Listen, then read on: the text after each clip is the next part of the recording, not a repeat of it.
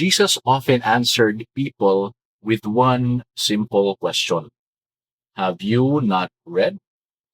Friend, if na kay Bible and kung nagbasa ka sa imong Bible, maybe nakabantay na kaani na there were instances sa ministry ni Jesus na kung pangutan-on siya mga tao, instead of the normal response na ihatag dayon sa ilaha ang direct na tubag, sa ilang gipangutana, instead he answers them with a question. Have you not read?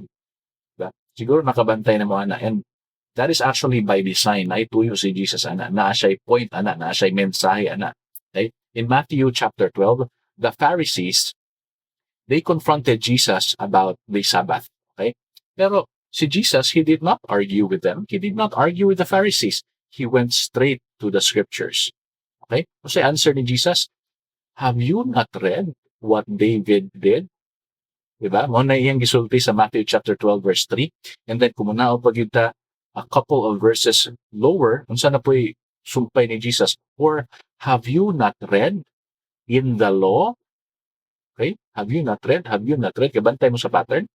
No? And then, pag-abot pag yun, several chapters after Matthew chapter 19, this time, they tested Jesus, divorce na po ang topic, about divorce. Pero si Jesus, same response. Diba? Yung siya nga, have you not read that he who made them at the beginning made them male and female? No? So that is Matthew chapter 19 verse 4. Notice, my dear friends, Jesus was not talking to pagans ba yan? Diba? Diba man taon sa pagans? No? Familiar taon sa pagans?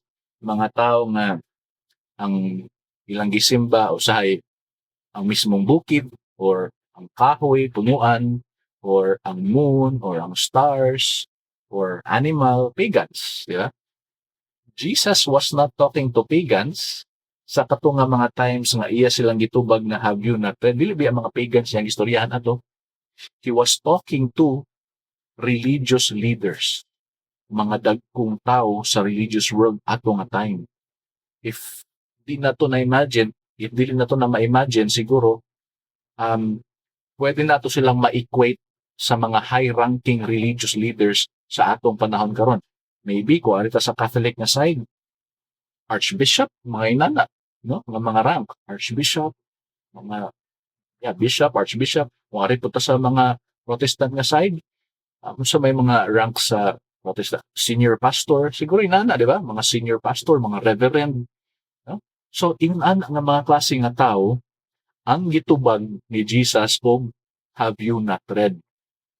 Take note that these are people who studied the scriptures professionally as a profession. Okay na lang trabaho. To check the scriptures, to examine the scripture. So, unta, ikaw, kung makita kang tao, and nakahibalo ka nga iyang profession kay ang, to study scriptures, unsay imong ma-expect sa iya, unsay imong expectation sa iya, nga dapat, master na niya. Dili lang kay, na siya kay balo, dili lang kay familiar siya, dapat, master na niya, profession good na niya, mao mo na iyang expertise, kumbaga. Diba? So, again, balik ko sa point, mao nang mga klaseha sa tao ang gitubag ni Jesus of have you not read. And notice, unsay rebuke ni Jesus sa ilaha. You should have already known this. Diba? You should already know this. Manong mangutana man? Diba? Manong inana man inyong pangutana? Nga, maumanta na inyong expertise. Ano ay point ni Jesus? Diba? Dapat kabalo na ta mo ana. Ano ay point ni Jesus? Of course, that's not how Jesus said it. Diba? Pero if we are to read Jesus' answers between the lines, mo na iyang point. Diba?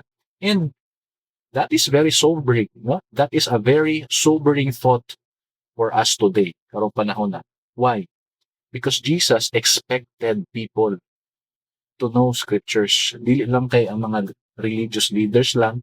He expected people to know scriptures. I mean, that's the whole point nganong iyang gialaw nga masulat ang scripture.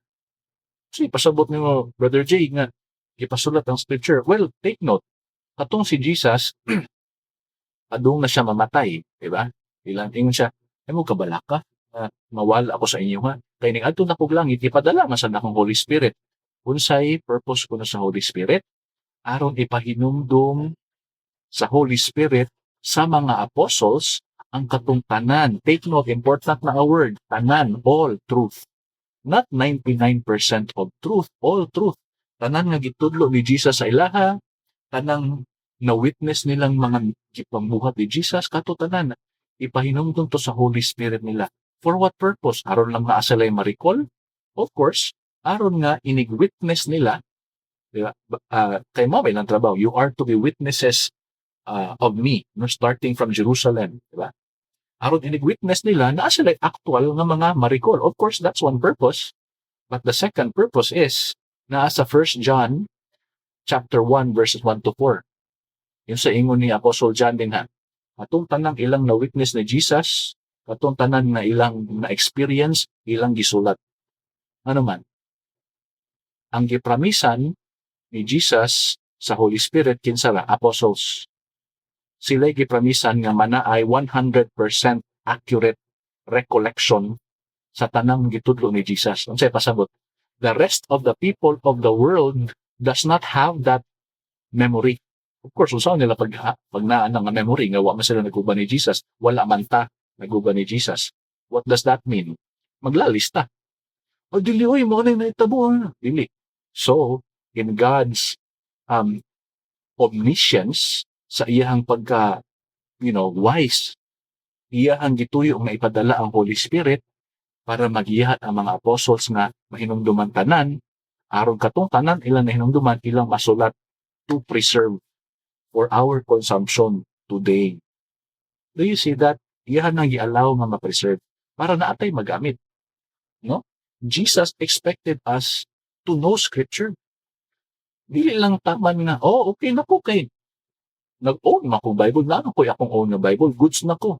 Or dili lang kay, okay na ko kay, anyway, nakadungog naman ko about Bible. Kay katong pag-homily ni Father, nakadungog na ko. Or katong pag-simba na mo, pag-worship na mo, nakadungog naman ko ni Pastor, okay na to. No?